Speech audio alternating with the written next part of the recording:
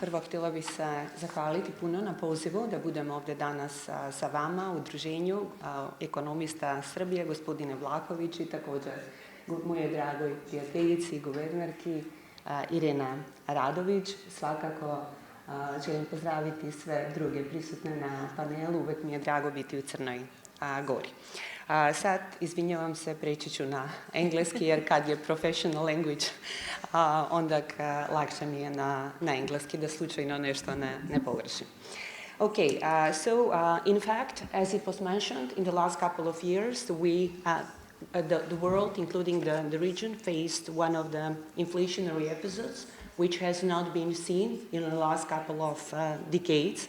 Global inflation doubled. Inflation in the CEC region, in our region, quadrupled, even more than the global inflation, and inflation in North Macedonia even more than quadrupled, reaching the peak of about 20%. However, what is positive is that since end of the 2022, we are seeing a declining pattern, as it was mentioned. It is across the global economy, including in our region, so inflation has come down on average in the first quarter of 3.4%, Macedonia similar. So what are the factors that are in fact driving this slowdown of inflation? First, I would say that this type of inflation was a very complex phenomenon, so the drive of downward pattern of the inflation reflects a couple of complex factors. First, from a historical perspective, I would like to mention that this monetary policy tightening, which is of course one of the factors that contributes, now has shown two specific features. First one is that we have faced with the most synchronized ever monetary policy tightening cycle. As if we look backwards in the past, rarely more than 50% of the central banks globally have been tightening monetary policies at the same time. During this monetary policy tightening cycle, almost 95% of the central banks did this. Second feature of this monetary policy tightening was the most aggressive monetary policy tightening cycle, which on average is twice the historical average pace of tightening the interest rate.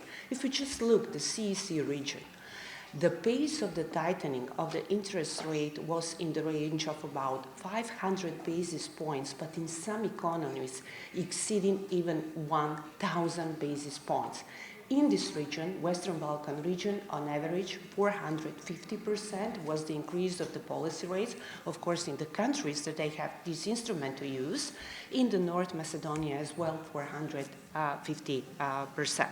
So no doubt that tightening of the monetary policy had significant implications, such aggressive tightening, significant implications on the financial conditions in the region, though if we look at the transmission mechanism, quite a different pace of transmission mechanism in the region. If we have time, we can come back on this. When you have such tightening of financial conditions, expectedly there is a slowdown of credit activity. What happened in our region? Practically credit activity halved. From around 10% in 2021, it went down to around 5-6% on average in the region. This, of course, no doubt contributed to the slowing down or limiting the possible pressures which could have came from the demand side, but even more importantly, limiting the risk of inflationary expectations de-anchoring. Yes, it's true that inflationary expectation, if we look in the region, they picked up, reaching the 15 years height peak practically, but it was mostly the consumers and mostly the short-term inflationary expectations. What is very important from the perspective of the monetary policy is that the long-term inflationary expectations remained more or less stable. In fact, there is one recent BIS study which looks at the contribution of the monetary policy in stabilizing this inflation. And what is the conclusion? The conclusion is, well, having in mind that this type of inflation that we face was a very complex phenomenon, not standard monetary phenomenon where we just see demand side pressure. So in this case, the biggest contribution of the monetary policy was keeping inflationary expectations anchored, and thus preventing the opening up of the inflationary price-wage spiral. So in fact, their conclusion is that despite the fact that this was not a typical monetary policy shock, demand shock, still, if in the absence of such vigorous response of the monetary policy, the disinflationary process would have been much slower and less incomplete.